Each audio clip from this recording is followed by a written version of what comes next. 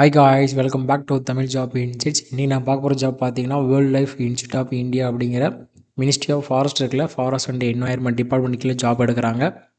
இந்த ஜாபோட டீட்டெயில் என்னென்ன ஜாபுக்கு வந்து போஸ்ட் வந்து ஹையர் பண்ணுறாங்க, என்ன மாதிரி சேலரி இருக்க போகுது, மினிமம் நீங்கள் 8ஆம் கிளாஸில் வந்து 10th பாஸ் இருந்தால் போதும் இந்த ஜாப்புக்கு நீங்கள் எலிஜிபிள். ஸோ ஒவ்வொரு ஜாப்போட டீட்டெயில் டிஸ்கிரிப்ஷன் வந்து ஒன் பை ஒன்றே பார்க்கலாம். நம்ம சேனலுக்கு இப்போ தான் நீங்கள் ஃபஸ்ட் டைம் வரீங்கன்னா மறக்காமல் சேனலை சப்ஸ்கிரைப் பண்ணிட்டு பாருங்கள். அதேமாதிரி நம்ம போடுற வீடியோ டெய்லி உடனுக்குடனே உங்களுக்கு அப்டேட்டுக்காக வாட்ஸ்அப் சேனலும் ஃபேஸ்புக் குரூப் வச்சுருக்கோம். வேணுங்கிறவங்க ஜாயின் பண்ணிக்கோங்க. வாங்க இன்றைக்கி வீடியோக்குள்ளே போகலாம். ஸோ டேரெக்டாக இதுதான் உங்களுக்கு அஃபிஷியல் நோட்டிஃபிகேஷன். பாருங்கள், உங்களுக்கு Ministry of Environment and Forest Climate Change department கீழே தான் அந்த ஜாப் வருது. உங்களுக்கு என்ன மாதிரி ஜாப்பு, என்ன ரோல் எடுக்கிறாங்க கொடுத்துருக்காங்க. ஃபஸ்ட்டு பாருங்கள், உங்களுக்கு டெக்னிக்கல் அசிஸ்டன்ட் கீழே எடுக்கிறாங்க. உங்களுக்கு ஐடி அப்புறம் ஆர்எஸ் கீழே லெவல் 6 கீழே உங்களுக்கு சம்பளம் தருவாங்க. 34,000 1,12,000 வரைக்கும் சேலரி இருக்கும்.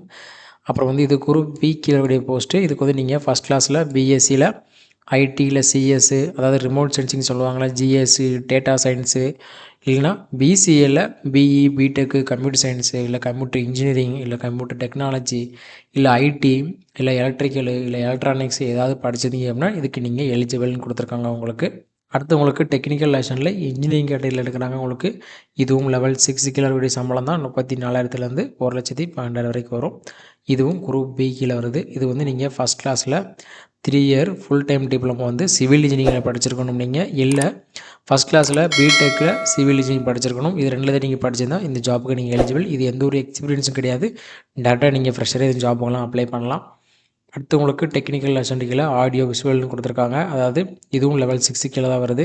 இதுக்கு வந்து நீங்கள் ஃபஸ்ட் கிளாஸில் பிஎஸ்சி ஐடி இல்லை எலக்ட்ரானிக்ஸ் படிச்சிருக்கணும். இல்லை நீங்கள் பிடெக்கில் டெக்னாலஜி, அதாவது ஐடி டெக்னாலஜி, இல்லை எலக்ட்ரானிக்ஸ், எலக்ட்ரிக்கல் எது படித்தாலும் இதுக்கு நீங்கள் எலிஜிபிள்னு கொடுத்துருக்காங்க.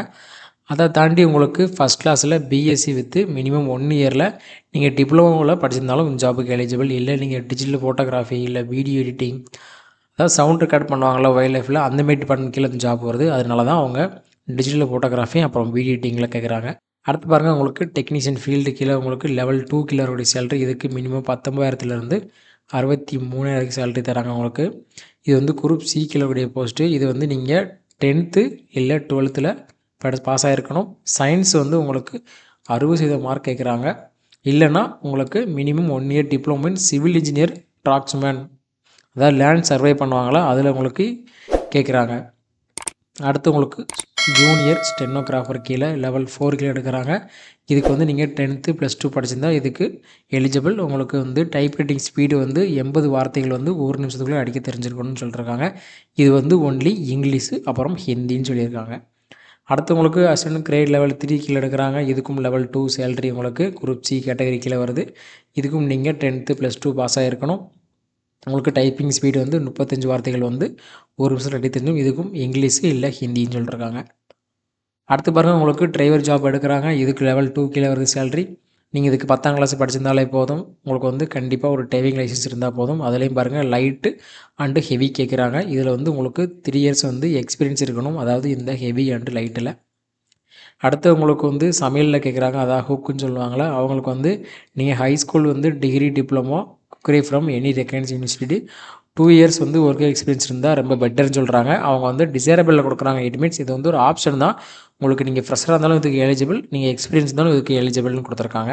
அடுத்து உங்களுக்கு லேப் அட்டண்டன்ட் கொடுத்துருக்காங்க. இது லெவல் 1 கீழே வருது. உங்களுக்கு சேலரி வந்து 18,000 கொடுக்குறாங்க. குரூப் சி கேட்டகரி கீழே வருது. இது நீங்கள் 10 இல்லை 12ஆம் கிளாஸ் வந்து சயின்ஸில் 60% மார்க் எடுத்து பாஸ் ஆகிருக்கணும்.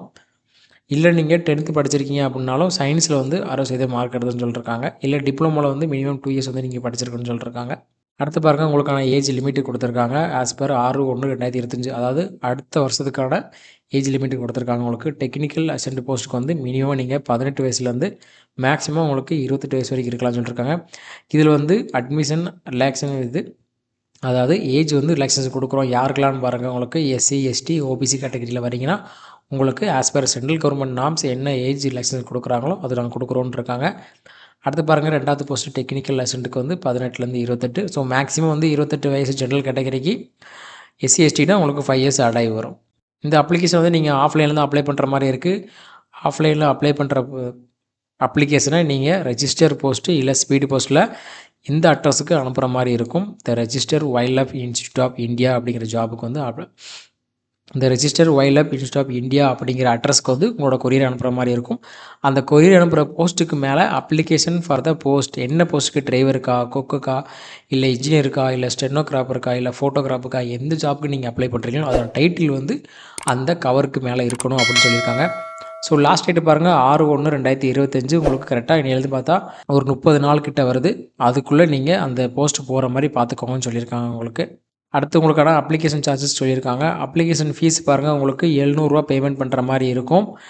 அதுவும் நீங்கள் இந்த director the Wildlife Institute of India அந்த அட்ரஸ்க்கே நீங்கள் பேமெண்ட் டிமாண்ட் டிராஃப்ட் எடுத்தாலும் சரி, இல்லை நீங்கள் ஆன்லைனில் பேமெண்ட் பண்ணாலும் சரின்னு சொல்லியிருக்காங்க. அதேமாரி no fees for SC, ST, PW women கேண்டிடேட்டுக்கு வந்து ஃபீஸ் கிடையாதுன்னு சொல்லியிருக்காங்க. அடுத்து ஜென்ரல் இன்ஸ்ட்ரக்ஷன் கொடுத்துருக்காங்க. நீங்கள் எப்படி அப்ளை பண்ணணும், என்ன டீட்டெயில் வேணும், எந்தெந்த கேட்டகரிக்கு நீங்கள் வரீங்க அப்படிங்கிறத ஃபுல்லாக ஒரு டைம் படித்து பார்த்துட்டு இந்த ஜாபுக்கு அப்ளை பண்ணலாம். அடுத்து உங்களுக்கு ஸ்கீம் ஆஃப் எக்ஸாமினேஷன் கொடுத்துருக்காங்க. டெக்னிக்கல் அசிஸ்டண்ட்டுக்கு வந்து general awareness, reason ability, mathematical ability, அப்புறம் டெஸ்ட் லாங்குவேஜ்னு ஹிந்தி அண்ட் இங்கிலீஷில் இருக்கும். ஸோ நீங்கள் எந்த ஜாபுக்கு அப்ளை பண்ண போகிறீங்களோ அந்த ஜாபுக்குள்ள என்னென்ன எக்ஸாமினேஷன் வருது அப்படிங்கிறத பார்த்துட்டு அதுக்கான ப்ரிப்பரேஷன் ஸ்டார்ட் பண்ணுங்கள். நீங்கள் எந்த கேட்டகரியில் வரீங்க, இப்போ பாருங்கள் நீங்கள் குக் கேட்டகரியில் வரீங்க அப்படின்னா உங்களுக்கு ரிட்டன் எக்ஸாமினேஷன் இருக்கும். 30 கொஸ்டின் எழுதுகிற மாதிரி இருக்கும் 1 ஹவரில் உங்களுக்கு. இதில் ரீசன் எபிலிட்டி, அப்புறம் மேத்தமெட்டிக்கல் எபிலிட்டி, உங்களோட லாங்குவேஜ் டெஸ்ட் பண்ணுவாங்க. அதாவது என்னென்னா ஹிந்தி அப்படி இங்கிலீஷு, உங்களோட ஸ்கில் டெஸ்ட்டு, நீங்கள் நல்லா குக் பண்ணிட்டீங்களா அப்படின்னு செக் பண்ணுவாங்க, அவ்வளோதான். ஸோ இந்த மாதிரி ஒவ்வொரு ஜாபுக்கும் ஒவ்வொரு விதமான எலிஜிபிலிட்டி கிரிட்டீரியா வச்சுருக்காங்க. ஸோ அதெல்லாம் பார்த்துட்டு நீங்கள் அப்ளை பண்ணலாம். ஸோ லாஸ்ட்டாக வந்தீங்கன்னா உங்களோட அப்ளிகேஷன் ஃபார்மோட ஒரு ஃபார்மேட் இருக்கும். இதான் பாருங்கள், ஃபார்ம் ஃபார் அப்ளிகேஷன் கொடுத்துருக்காங்களே. இதில் வந்து அட்வர்டைஸ்மெண்ட் நம்பர் இருக்கும். உங்களுக்கு டாப்பில் இந்த அப்ளிகேஷனோட டாப்பில் மேலே பார்த்தீங்கன்னா அந்த அட்வர்டைஸ்மெண்ட் நம்பர் இருக்கும். அதை இங்கே ஃபில் பண்ணிடுங்க. அடுத்து உங்களோட ஃபோட்டோ இங்கே ஒட்டிடுங்க. எந்த போஸ்ட்டுக்கு நீங்கள் அப்ளை பண்ணுறீங்க, டிரைவருக்கா, ஸ்டெனோகிராஃபருக்கா, இல்லை இன்ஜினியர் போஸ்ட்டுக்கா அப்படிங்கிற மென்ஷன் பண்ணிடுங்க. அப்ளிகேஷன் ஃபீஸ் இருக்குன்னா அது டீட்டெயில் எழுதுங்க, இல்லைன்னு கொடுத்துருங்க. அடுத்து உங்களோட கேட்டகரி கேட்டிருக்காங்க. நீங்கள் எந்த கேட்டகரி கீழே வரீங்க அப்படின்னு கேட்டிருக்காங்க. எஸ்சியா, எஸ்டியா, இடபிள்யூஎஸ்ஆ, ஓபிசியான்னு கேட்டிருக்காங்க. அடுத்து கேட்டகரி போஸ்ட் என்ன போஸ்ட்டு கீழே அப்ளை பண்ணுறீங்கன்னு கேட்டிருக்காங்க, அதுவும் மென்ஷன் பண்ணிடுங்க. அவங்களோட ஃபஸ்ட் நேம் கேட்டிருக்காங்க, அப்புறம் உங்களோட மிடில் நேம், லாஸ்ட் நேம் எல்லாமே கேபிட்டல் லெட்டரில் எழுதுங்க, எதுவுமே ஸ்மால் லெட்டர் எழுதிட வேணாம். அடுத்து உங்களோட ஃபாதர் அண்ட் ஹஸ்பண்ட் நேம் கேட்டிருக்காங்க. ஃபாதர்னா ஃபாதர், இல்லை ஹஸ்பண்ட்னா ஹஸ்பண்ட் நேம் எழுதுங்க. உங்களோட பெர்மனண்ட் அட்ரஸ் கேட்டிருக்காங்க.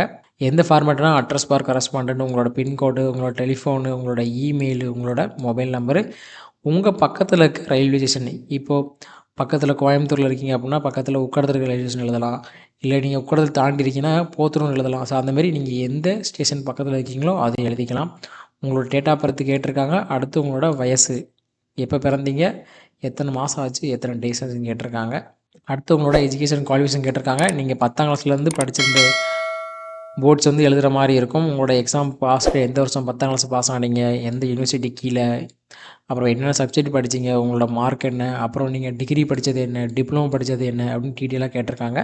அடுத்து இன்கேஸ் உங்களுக்கு எக்ஸ்பீரியன்ஸ் இருக்கும் பட்சத்தில் நீங்கள் வந்து என்ன டிபார்ட்மெண்ட்டில் ஒர்க் பண்ணீங்க, என்ன ஆர்கனைசேஷனில் ஒர்க் பண்ணீங்க, எந்த போஸ்ட்டு கீழே எவ்வளோ சம்பளத்தில் வேலை பார்த்தீங்க, எத்தனை மாதங்கள் வேலை பார்த்தீங்க, உங்களோட எக்ஸ்பீரியன்ஸ் என்ன, உங்களோட டியூட்டி என்ன அப்படின்னு எல்லாமே கேட்டிருக்காங்க.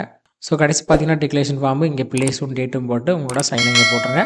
That's it guys today videos. Thanks for வாட்சிங் அவர் தமிழ் ஜாப் இன்சைட் சேனல். மறக்காமல் சேனலை சப்ஸ்கிரைப் பண்ணிட்டு பாருங்கள். அதேமாதிரி வேலை தர உங்கள் ஃப்ரெண்ட்ஸுக்கு இந்த வீடியோ ஃபார்வர்ட் பண்ணிடுங்க.